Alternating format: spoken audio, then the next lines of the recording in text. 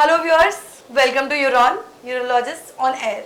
तो चलिए आज की बातचीत हम शुरू करने जा रहे हैं। आज हमारे बीच बहुत ही फेमस एंड रेनाउंड यूरोलॉजिस्ट हैं, इनसे हम बातें करेंगे। पर इससे पहले कि हम इनसे कोई भी सवाल पूछे, मैं सर आपसे जानना चाहूँगी कि आप अपना इंट्रोडक्शन हमारे सभी दर्शकों को दें।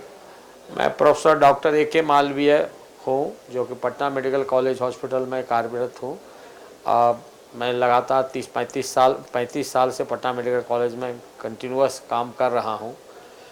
आप लोगों के बीच में हूँ और मैं बताना चाहता हूँ कि आज की बहुत सारी समस्या जो है हम लोग नज़रअंदाज करने से वो बढ़ती है। खासकर एक जो मेल में होता है बेनाइन प्रोस्टेटिक हाइपरट्रोफी, बीपीएच जिसको शॉर्ट में कहते हैं, ये लगभग पहले तो 50-60 में देखा था, अब तो स्थिति ये हो गई 40 से के बाद से ये प्रॉब्लम शुरू हो जाता है। हाँ। हम लोग इसको नज़रअंदाज करते हैं, ये सोचते हैं कि ऐसे ही बीमारी है, ठीक हो जाएगी।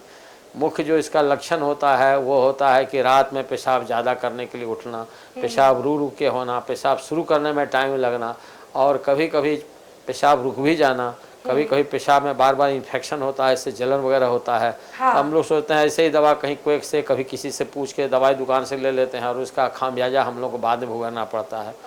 तो अगर ये इस तरह का प्रॉब्लम हो तो कभी भी कुशल विशेषज्ञ से दिखलाना चाहिए, जो कि पहले ही हम लोग को पता चल जाना चाहिए।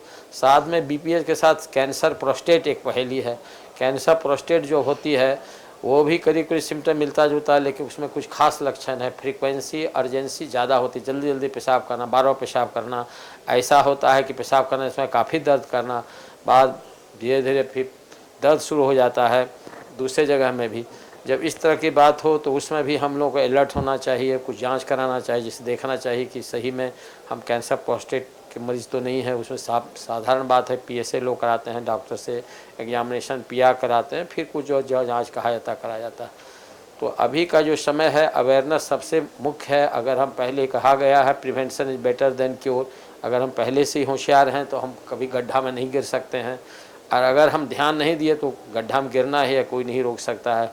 कुछ बीमारी तो ऐसा होता है शुरू में बहुत आसान होता है, जैसे एक बीमारी यंग में होता है स्टिक्चर वेथरा, और सिंपल है, कोई गिरे उरे, कभी चोट लग गया या कहीं फॉल्स मैंने इंस्ट्रूमेंटेशन कराया गया, जो जानकार डॉक्टर नहीं है, क्वेक वगैरह है, वो डाल दिए, कभी कैथेटर, कभी रॉड डाल दिए पेशाब रास्ते में, बाद में स्ट्रगल होता है, या रोड ट्रैफिक एक्सीडेंट है, या कभी पेल्विक इंजरी होती है। इसमें बहुत क्या होती है, जो हमारी पेशाब की नली होती है उसमें सिकुड़ापन होता है, धीरे धीरे उसका जितना डायमीटर होना चाहिए कम होते जाता है। जो मुख्य कारण है इसका इन्फेक्शन है, खासकर गोनोकोकल स्ट्रक्चर बोलते हैं। इधर उधर इलिसिट रिलेशन हुआ और वहाँ से इन्फेक्शन आया, या कभी कभी वैसे औरत से जिसको गोनोकोकल इन्फेक्शन है वहाँ हम कॉन्ट्रैक्ट कर सकते हैं।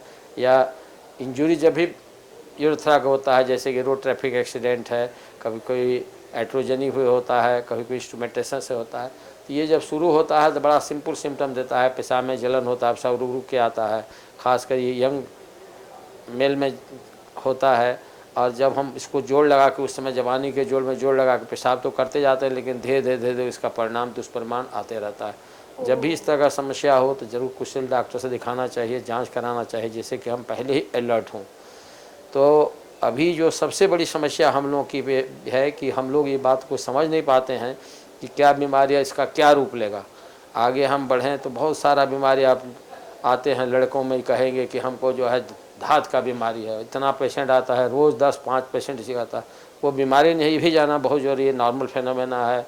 लड़कियों में जिस तरह मेंस्ट्रुएशन होता है उसी तरह लड़कों में डिस्चार्ज आता है सेमन का, उसके लिए कोई चिंता नहीं करना है। कितना हम तो बड़ा बढ़िया से बोलते हैं कि 1 टन भी तुम्हारा सेमन निकल जाए कुछ नहीं होगा, तब लोगों को समझ में आता है। ये बहुत इम्पोर्टेंट, जिसको हम लोग नाइट फॉल करते रहते हैं, और लोग इसके चलते उदास होते हैं कि हमको बड़ा बीमारी हो गया, बचेंगे कि ना बचेंगे। ये सब पर पहले से ही जानकारी होने से, इस तरह हमारे यहाँ सेक्स एजुकेशन कमी है, अगर हम पहले से बच्चे को बताते हैं कि इस तरह होगा तब उसको डर नहीं होता है। इस सब सारे चीज़ों के लिए हम लोग भी रिस्पॉन्सिबल हैं कि ना आज हम लोग बच्चे को बढ़िया से बताते हैं, ना बच्चा वो सीख पाता, कभी इधर किताब कभी उधर, कभी ये गूगल कहूँ गूगल करते रहता है और बीमारी का शिकार हो जाता है, गलतफहमी का शिकार हो जाता है। सर आपने तो बहुत ही अच्छे से बताया इस टॉपिक के बारे में। एक और चीज़ मैं आपसे पूछना चाहूँगी कि बीपीएच को अगर अर्ली स्टेज में डायग्नोस नहीं किया जाता है तो क्या प्रॉब्लम्स आती है? समस्या अगर बिनाइन प्रोस्टेटिक हाइपर, जिसको बीपीएच कॉमन भाषा में कहते हैं, अगर नहीं हम किए तो उसमें धीरे धीरे रीनल इनसफिशिएंसी होता है, किडनी काम करना छोड़ सकता है, बार बार रिकरेंट इन्फेक्शन होता है, कभी कभी पत्थर बन जाता है ट्रैक में, उस पर भी हम इसको नज़रअंदाज के थेमेचुआ कस के कभी कभी ब्लीडिंग हो जाती है, पेशाब रुक जाता है। तो एक जो छोटा सा बीमारी वो बहुत बड़ा रूप ले लेता है। और आजकल तो इलाज बहुत आसान हो गया है, हमारे यहाँ ड्रग्स भी हैं, मेडिकल मैनेजमेंट और बीपीएच बड़ा चैप्टर हो गया। जब हम लोग स्टूडेंट थे तो ये था ही नहीं, पहले ऑपरेशन बाद हमारे यहाँ इतना ड्रग है। टेम्सुलेसिन ग्रुप का जो ड्रग है वंडरफुल है, सिलोडेसिन का जो ग्रुप है सब वंडरफुल है, सब बढ़िया काम करता है।